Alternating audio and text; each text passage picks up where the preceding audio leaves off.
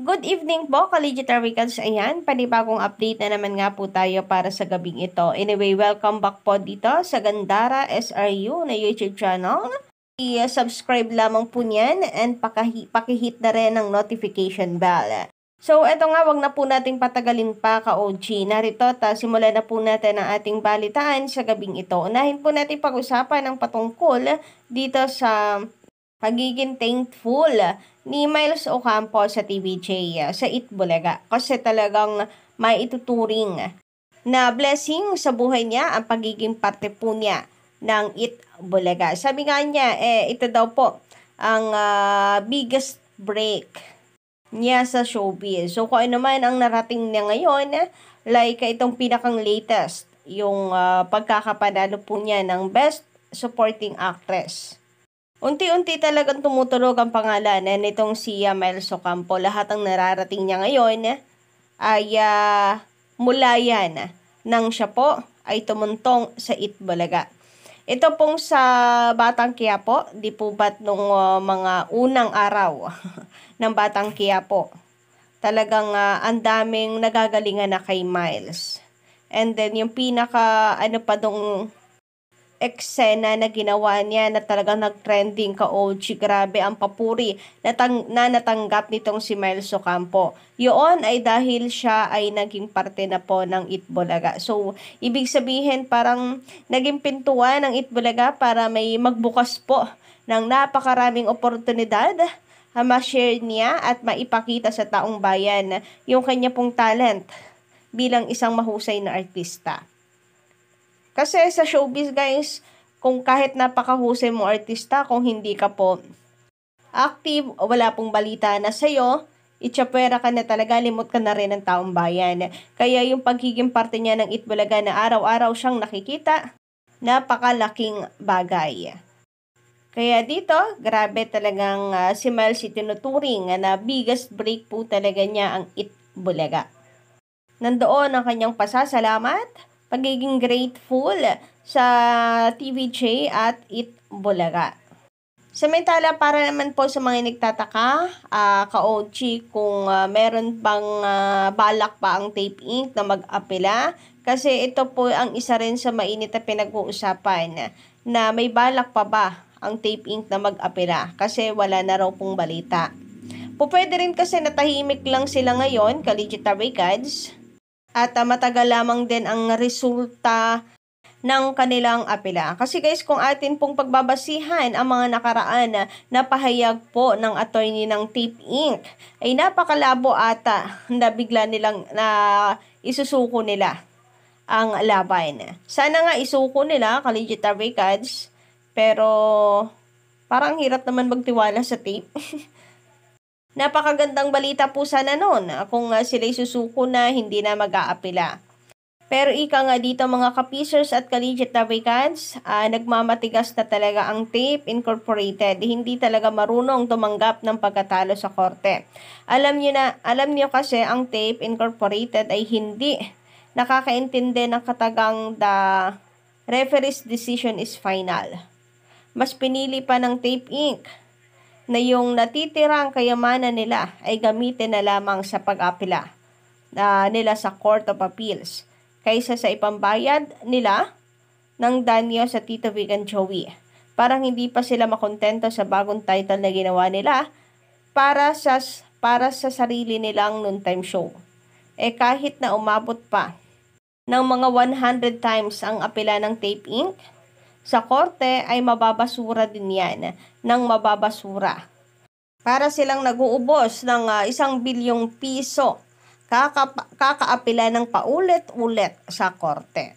Sabi din sa report ng Kapatid Insider, within 15 days ay sila mag-aapila para mabaliktad ang desisyon at bumabor sa kanila ang resulta.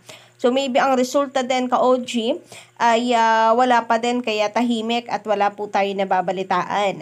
Napakabilis po kasi nung nakaraan yung apela nila 2 days lang ata biglang binasura agad ng IPO no. So maybe matagal lang ngayon at naninibago lang tayo. Kasi po dito sa ang mga kataga nila hindi pa rin daw susuko ang Television and Production Exponent Inc. or TAPE Inc. para mabawi ang pangalang Itbulaga. Sabi ni attorney ay ang legal counsel nila, si Attorney Maggie, pansamantala lamang daw nilang gagamitin ang titulong Tahanang Pinakamasaya para sa kanilang noontime show sa GMA7.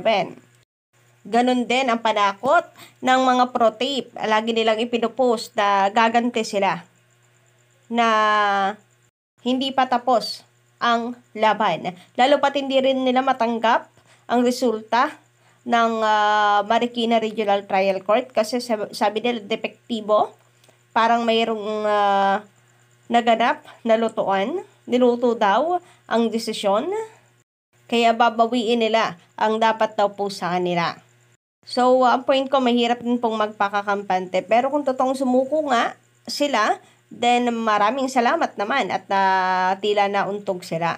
Anyway, narito naman po ang proud na ibinahagi ng TV5 na Facebook page na kung saan ay masayang-masaya nga po sila sa naging journey ng laban ng TVJ. Mula nang sila po ay lumipat sa TV5 at ipinaglalaban ng titulong Itbulaga. So, meron po sila ditong compilation ng laban ng TVJ hanggang sa makamit nila ang titulong Itbulaga. So, sabi nga dito, lumaban tayo at nakamit natin ang matagal na nating pinapanalangin. Maraming salamat sa ating mga #LegitAmericans na nakikiisa at sumusuporta sa laban na to. Balikan ang heartfelt at masayang announcement ng TVJ at Itbulaga TV5 family. So, masasabi ko rin na full support itong si MVP sa laban po ng TVJ. And ito nga, meron po silang pa-compilation ng laban na natin. Samantala nitong mag-guest naman ang River Maya sa Itbulaga, guys, talagang nag-trending to sa social media. Grabe daw talaga, no? Kagaya nito, grabe, River Maya is in the house. River Maya, we love you, TVJ. So, ayan, talagang parang pinagandaan talaga ng TVJ ang pagbabalik ng bandang River Maya.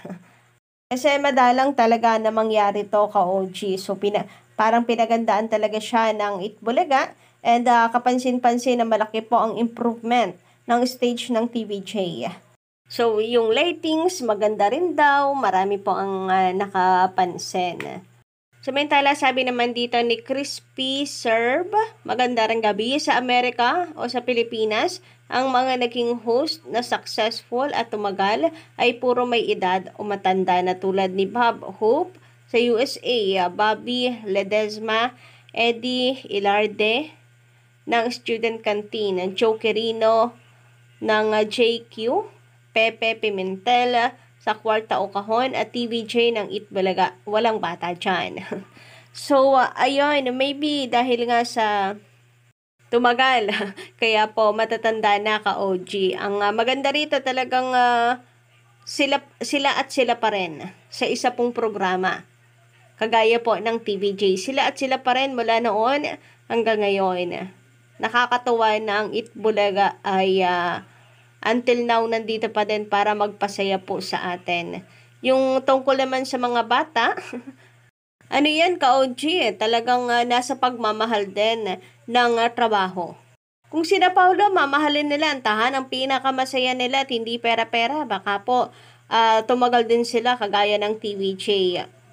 I mean, sa pagmamahal is that kapag dumating yung dagok sa buhay nila, like yung hindi nga pinapasahod ng ilang taon, kung makakatagal sila, kagaya ng TVJ, pagmamahal po yun talaga sa programa natin na masasabi. Well, good luck sa tape kung may mahanap pa silang kagaya ng TVJ. Anyway, sabi naman dito ni Tita Mateo, ako, wala akong pake kung ano ang titulo, kaya maganda o pangit, basta wag Itbulaga, period. So, ayun nga guys, basta wag lang pong Itbulaga. At the same time, sana po tigilan na nila ang TVJ. Lubayan na, ipaubaya na ang Itbulaga sa TVJ. Baka kapag ka nangyari yun, ay tigilan na rin po sila ng mga TVJ fans, ng Itbulaga fans. Kasi kaya lang naman until now, mainit pa rin pinag-uusapan dahil sabi nga nila, gaganti raw sila. At ayaw rin kasi nilang tigilan din ang TVJ sa pangbabatikos. Ayaw matanggap yarn ang katotohanan na TVJ sit bulaga. Sabi naman dito ni Milas Taana, congrats Miles, you deserve it. More movies pa at teleserye. Sana magtambal kayo ni Alden. Magaling talaga si Miles. Gaya ng ginawa niya sa Batang Quiapo, sobrang magaling. Kaya siya nanalo. Malayo ang mararating ng batang yan. Congrats, Miles. So hanggang dito lang po muna ang update ko guys. Don't forget to click the subscribe button and notification bell for more updates.